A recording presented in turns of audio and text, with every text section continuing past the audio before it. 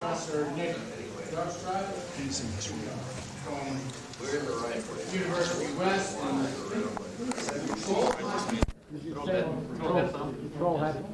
Sweden. He's been working for a long time on trying to solve the problems necessary to build self-reliant colonies on the moon. His professional interest really is material science and welding and how you make things in the real world. And he has real world experience, so we're very happy to have him. Thank you. Thank you. So now we'll try to talk a bit about what to do once we get to the moon, how to build a self-reliant moon colony. I do think it will be real. So if I can have the next slide, please.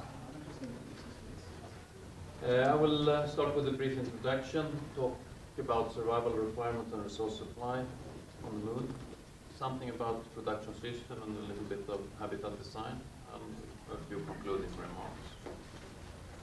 So the introduction, next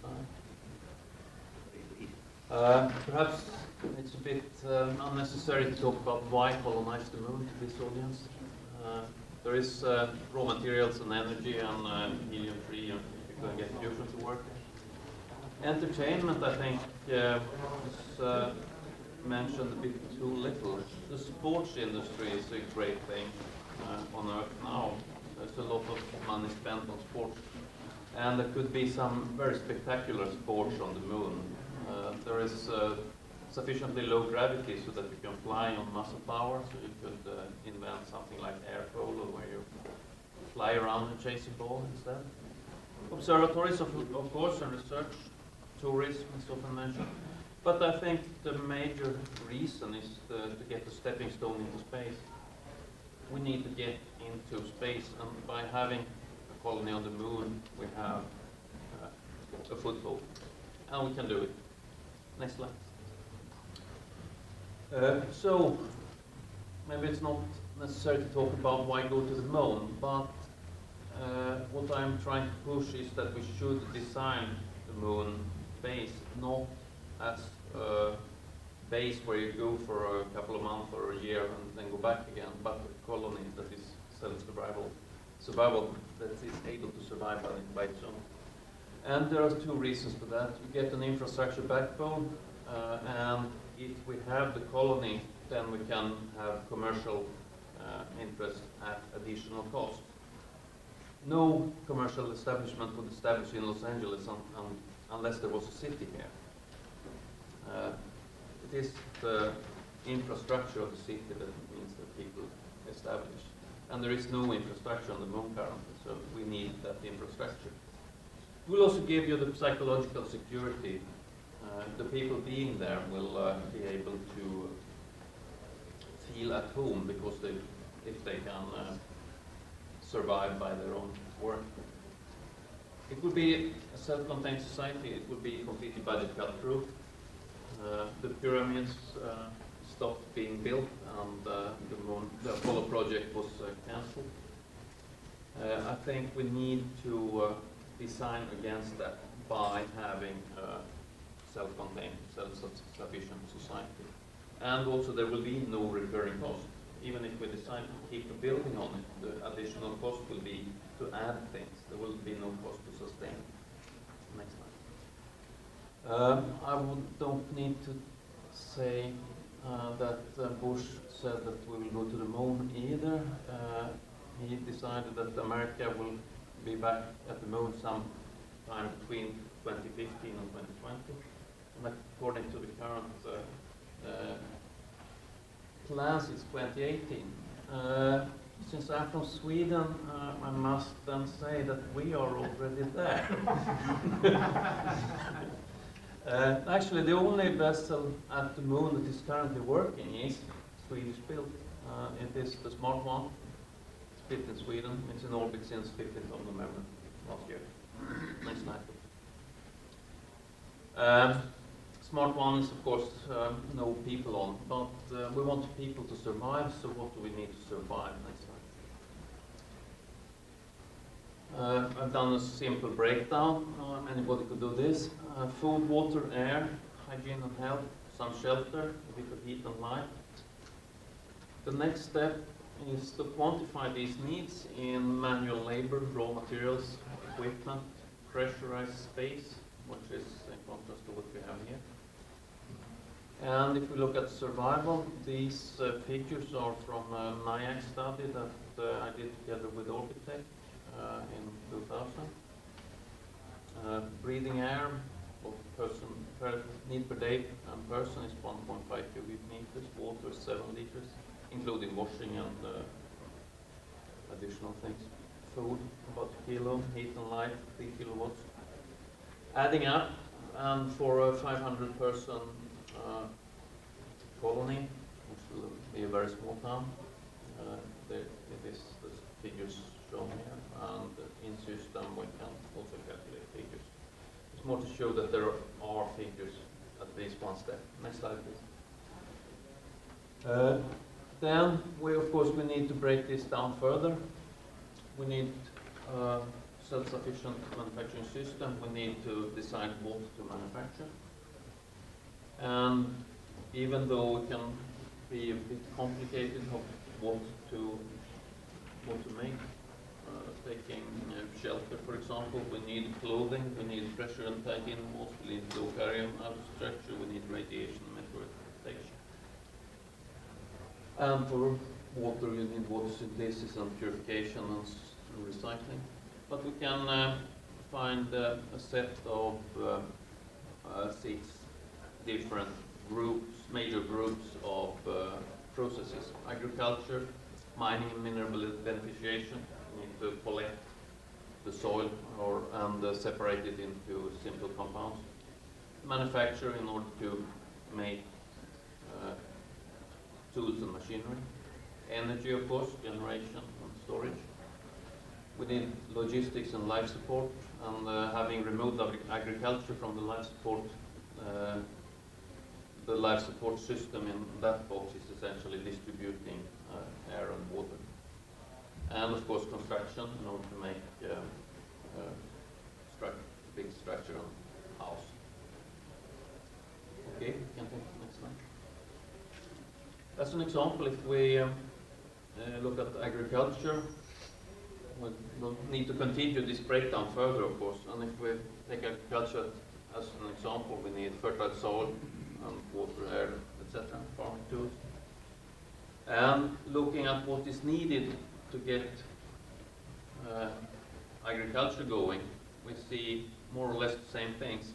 I've excluded agriculture because what is needed of agriculture in order to get the agriculture is contained in that. But we need to the same things at the right side. We need mining, we need manufacture, we need energy in form of heat and light, we need logistics, and we need construction, of course. And then there's another box added to this, which is manual labor, which essentially is survival, which is the left side to start with. So we are back to the beginning. And can I have the next slide? So that is essentially the breakdown structure of the manufacturing processes, as I see it. So looking into resource supply at the moon, the common thing here is that from a more general audience is that there is no atmosphere. But that's not the problem. The moon dust contains of almost half oxygen. So if we want to extract something else, we have to remove the oxygen, and then we can use it to breathe as a side issue. It also contains quite a lot of metals, the moon dust. It's iron, aluminium, magnesium, and titanium, good construction metals. And non-metal minerals, 31%, silicon, calcium, plant nutrients are existing. So that is not a real problem, at least. The problems are the light minerals like carbon, nitrogen, and hydrogen, which are very rare in Apollo samples, which are from the dry soil.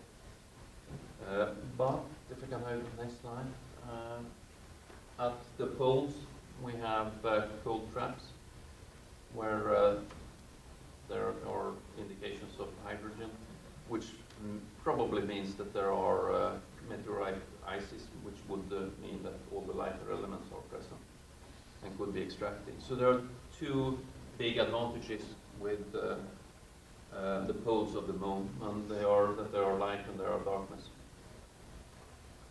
There are light areas, which means that you can have, if you put solar power collectors at these 3 points, which are within 10 Swedish miles, 100 kilometers from each other, you can get a very close to continuous energy supply. This requirements of breakdown can be put together into can be replied to by a production system. And some notes about the production system is that these kind of thoughts can also be used for terrestrial application, like responding to the environmental impact by resource depletion in order to manage global resources, and in order to add infrastructure to low technology area that today has poor infrastructure. Instead of sending third world aid with a set of plows or equipment or whatever, you send a factory that is able to produce plows, if that's what's urgently needed. But it's also able to reproduce itself. So once you have enough plows for the moment, then you can produce another factory and keep producing other things that you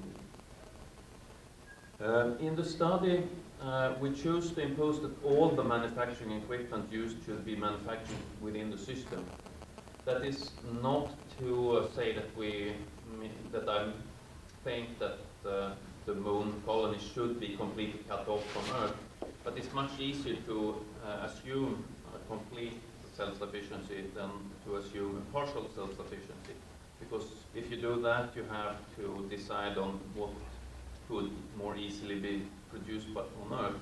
And it's very easy to fall into the trap of thinking that I need a nail, and it's much easier to send a nail from Earth than to produce it on the moon. But if I have a complete system of manufacturing where I can produce a caliber 12 nail and I need a caliber 14 nail, of course it's easier to modify the system a bit so I can produce a caliber 14 nail instead of sending it from Earth. So I'm trying to change the mindset towards start by self-sufficiency and then negotiate away the things that should not be manufactured, instead of starting by sending everything in robots and do what you want to do and get back again.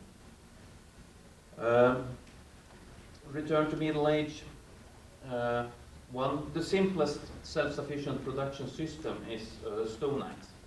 You take a stone axe, you go out and find yourself a stone, and you make another stone axe, and you have a self-sufficient production system. Okay, you need to eat too, so you have to use your stone axe and kill something and eat it.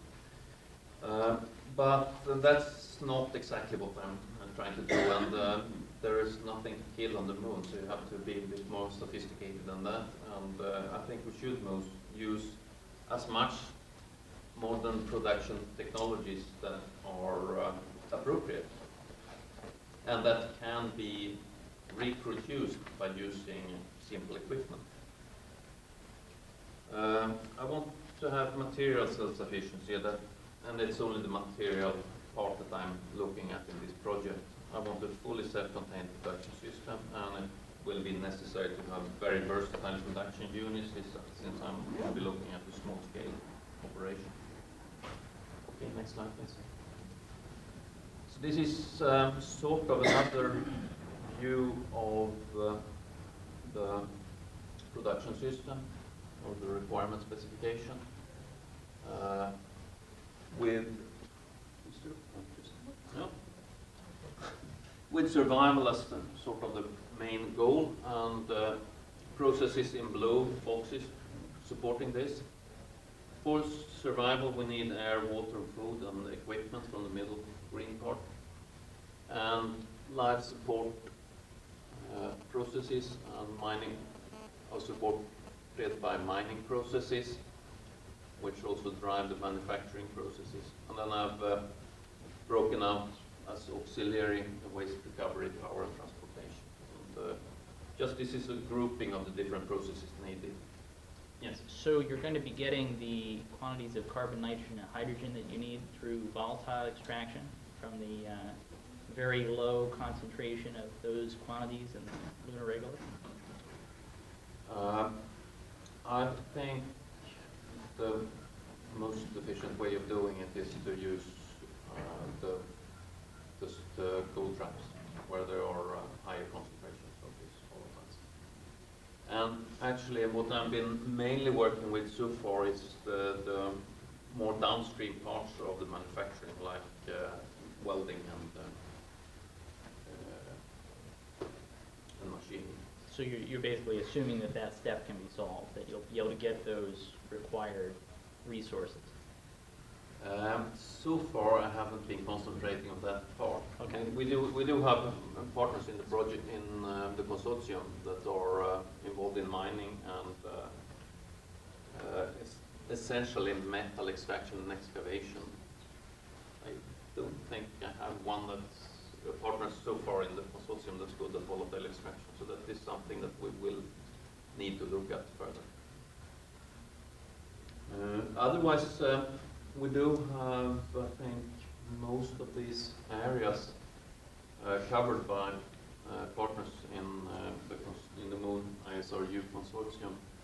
We have mining companies from Canada and the Golden Mine in France working on the excavation part.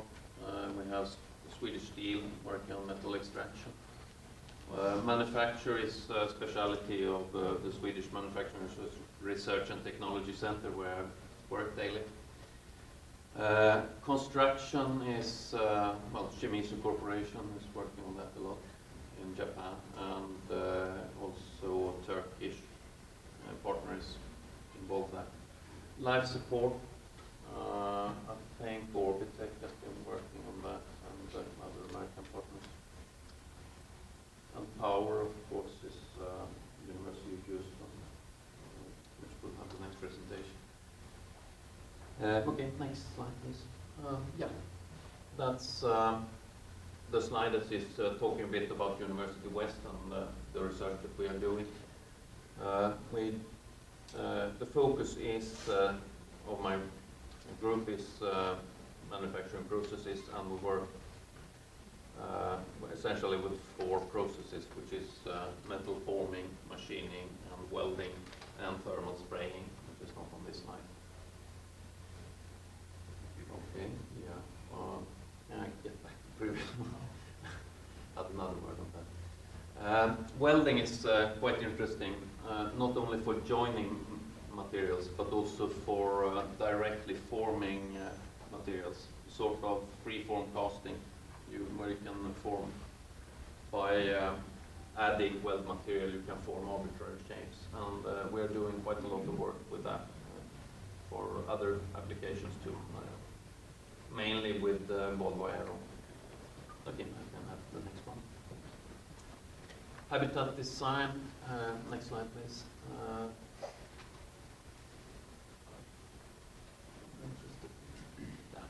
Design loads on the Moon. Of course, we do have the gravitation. It's a low gravity at 1/6, as you know, which is essentially compensated by radiation shielding that will be needed if we build on the surface. We need about as much radiation shielding to 6 times as high load on the walls, on the roof. Sorry. However, we do need internal pressure, which will be the dominating load for habitat design. It will be pressure vessels rather than buildings from a terrestrial standpoint. And radiation is an extremely important consideration. It needs to be addressed. There is no protective magnetic field, so we would need something like 2 meters of rock shielding. Could be regolith, could be solid rock. Meteorite impact and moonquakes. I haven't changed this. No moonquakes, it says. I've read since I made this slide that there actually are moonquakes. could be a problem. Air tightness will also be a key parameter that's not used in terrestrial buildings, of course. It's very much connected to the internal pressure. It's crucial to minimize the air losses. That was one of the key findings from the study by Orbitec, that if we assume 1% air losses through diffusion, then nitrogen will be the limiting resource.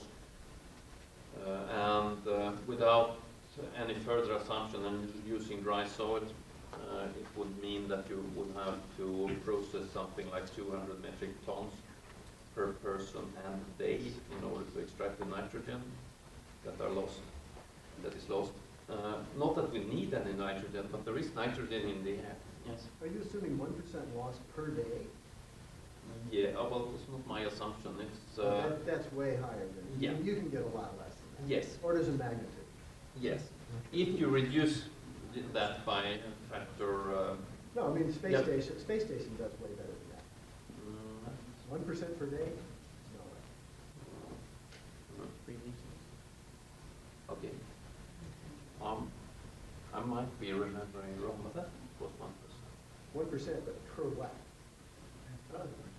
Yeah, I think it's probably per year. Or maybe per month. I will check that. Well, anyway, it wasn't my calculation, it was Orbitec, and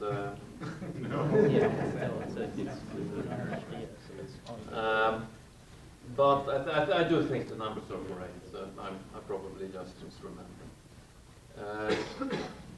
Anyway, if you reduce the losses of nitrogen by replacing nitrogen with other cheaper gases, such as oxygen, which is redundant, then you could get, and you end up applying the wet soil that is assumed to exist at the poles, then you could get down into a couple of kilograms per person and day instead.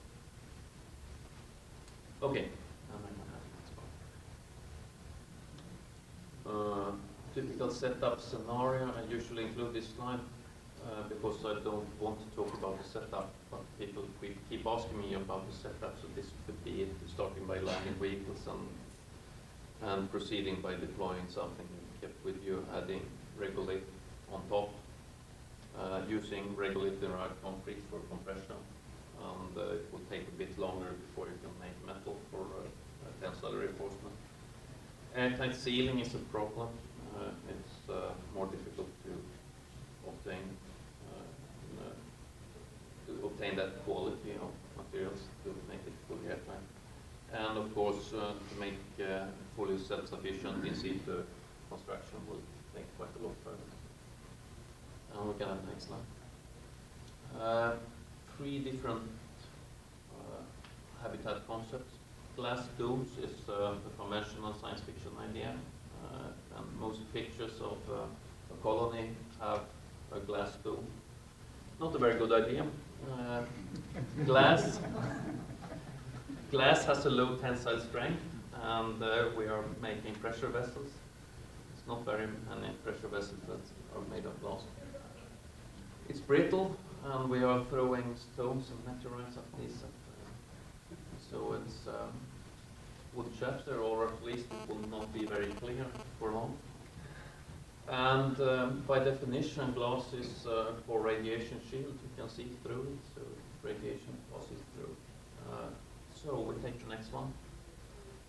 Next idea is to make a pressure vessel and put some regolith on top. And that would work, but the problem here is that the construction loads are quite different from the usage loads. Unless you are very clever in erecting this, you will either have to pressurize and then add the regolith, which will reduce the load, or you add the regolith and you will have to have resistance against buckling, and then you pressurize it. Could probably be done in some intermediate way if you are very smart, and it would work. Might be a bit expensive. Next one. My main idea is to use lava tubes or mining mine shafts, caves or mines. Because then you do have automatically a very thick roof. You can use the pre-existing structure. Possibly you don't have pre-existing cavities, but you do have the structure pre-existing anyway. So in essence, you would have to clear, seal and furnish. And of course, nobody would like to live in a mine if you ask them. So it's crucial to have an interior design that is resembling outdoor. I think it could be pretty much like shopping arcades, where you actually are underground and have lights from above. It could be windows, but quite often it is just lamps actually that you can see. And instead of shops, the most of the entries to the sites would be to living quarters. And there would be quite green areas because it is necessary to do quite a lot of agriculture in order to support the needs for food. The food is the dominant point there. If you have enough plants to give you food, you will have enough plants to give you oxygen from the carbon dioxide. Okay, so the next one. Active structure with passive safety. It is more dangerous on the moon than on the Earth, so we would have to have an active design of the structures with trigger levels built into the design of structures. And to have the trigger levels, you have to trigger on something, so you need sensors and sensor surveillance and control units that read off and interpret the sensors, of course. And an active structure with embedded actuators that, for example, if you have a pressure drop somewhere, it would seal the airlocks in between to reduce the damage. Possibly also make some sealing effort if we have double walls in the external structure. Passive safety, I think, is also needed in order not to rely altogether on an electronic system. It needs to be a stable system. Structural homeostasis is a concept that is used by thermites, for example.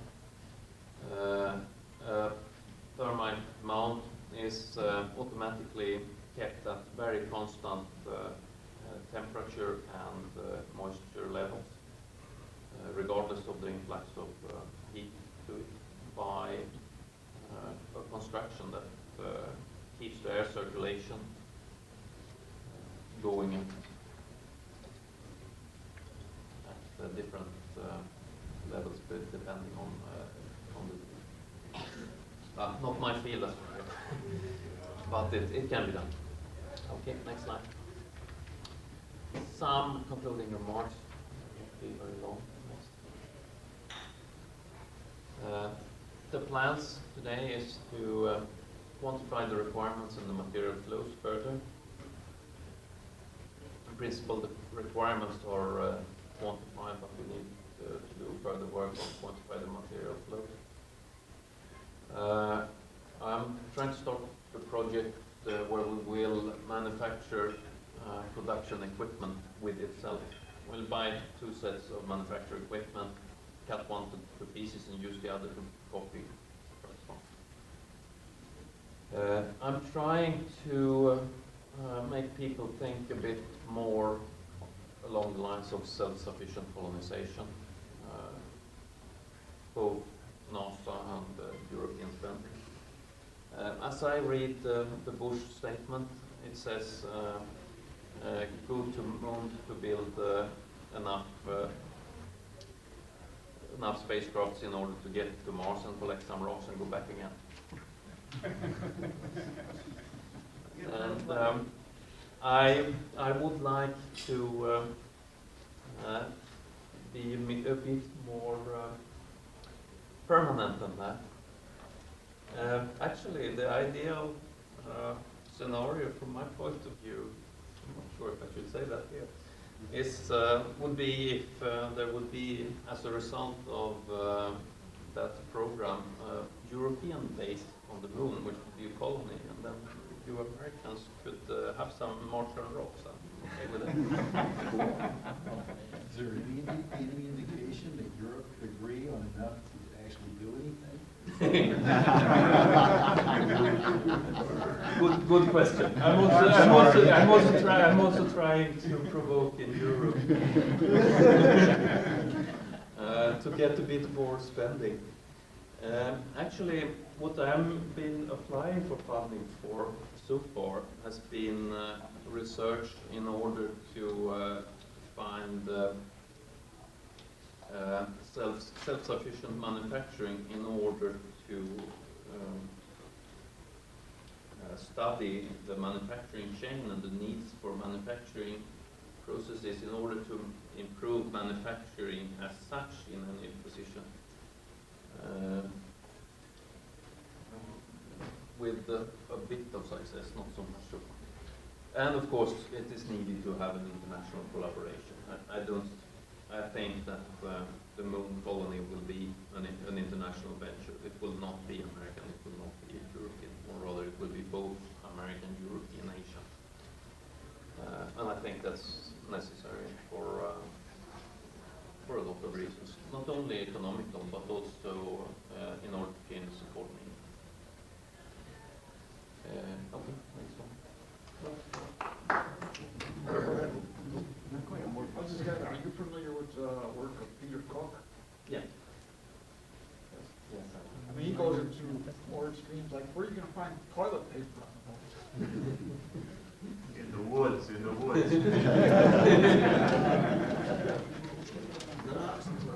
Yeah, well, actually, I would want to include even toilet paper in the manufacturing processes. You do need that for hygiene, obviously. So, so I would like to have a complete manufacturing, not only for reproducing the manufacturing system, but also for supporting the humans that will be running the manufacturing system. Now we have skipped one slide, okay. Colonize the moon, reality or dream? I want to come back to that question. There is water, there are raw materials, there is energy, and we can get there. At least we could 30 years ago. And now you can see I've been using these slides a while. It's 36 now. And we can enclose an ecosystem. It was done many years ago in Arizona, Biosphere 2. So it can be done. The question is, who will make the dream real? It's not reality or dream. It's a dream that can be made real. That was my last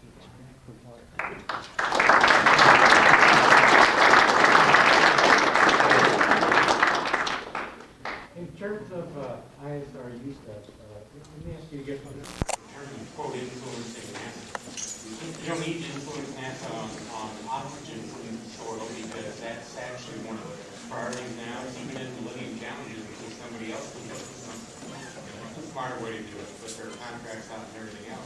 What would be given in that? What do you think is the one thing that you feel NASA really needs to be influenced on in this area that they currently haven't, clearly aren't deciding the right thing? I think it is the plans that there are that I've seen, they mainly aim at getting the very simplest parts of the manufacturing, like reusable fuel, oxygen, maybe life support. But what I'm aiming at is to produce all that is needed. Start by looking at what is needed to get self-sufficient. Determine what's needed, and then you can start making trade-offs. This might be a good thing to supply from Earth pretty long, and it's probably stupid to manufacture computer parts at an early stage. Yes. Have you tried to prepare input and output matrices showing the amount that's required for each output in terms of linear model of mass, for example? Yeah. That's sort of the next step. Yeah, that's my plan. Well, then, if you haven't done that so far, have you tried to just estimate how much mass each individual requires in total?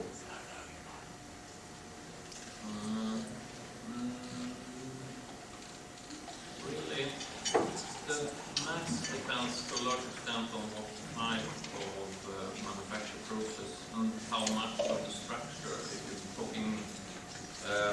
talking houses, and then what do you count as mass in a cave? Well, I'm just asking, have you done that? No, I haven't. All right.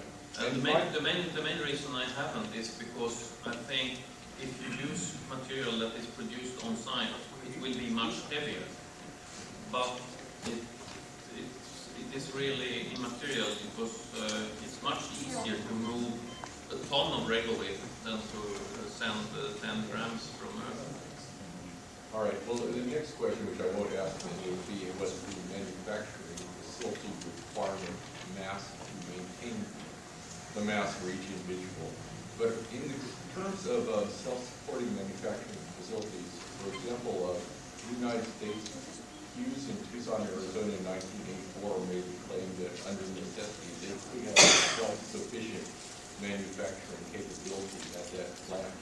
So I think the problem has essentially been solved, at least for a lot of Earth technologies, if not all of them, and might be adaptable for the moon. Exactly, thank you. That is my point, actually. I don't think there are any major new technologies that's needed.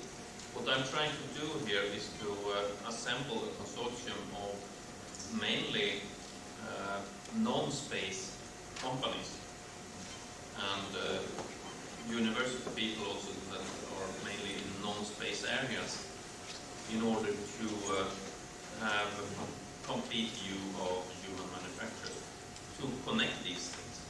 There are